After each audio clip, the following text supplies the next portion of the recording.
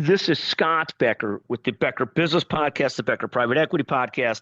I'll start today with a quick shout out to two people that I work with closely that are just fantastic. I might add a third.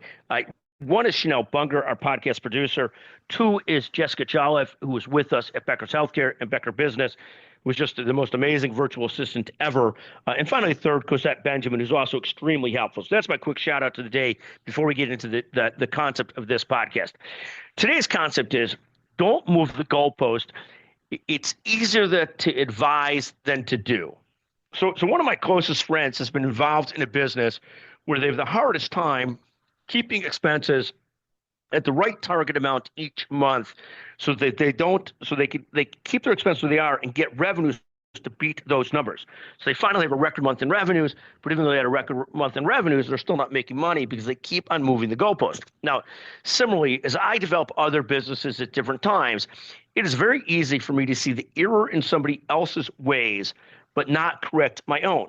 So I see myself, as I start different businesses, sometimes guilty of exactly the behavior that I so ardently lecture my friend about.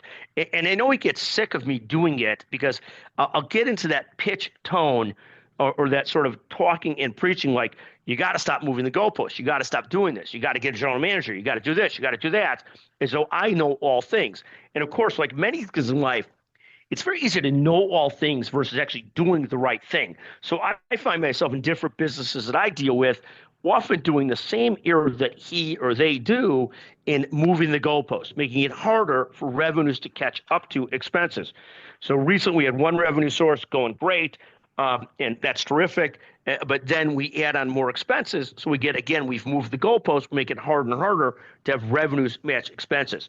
So the moral of the story is I'm very good at preaching to my colleague about not moving the goalpost, but I'm often guilty of making the same error myself, moving the goalpost, making it harder and harder to get to the spot where we break even in that business.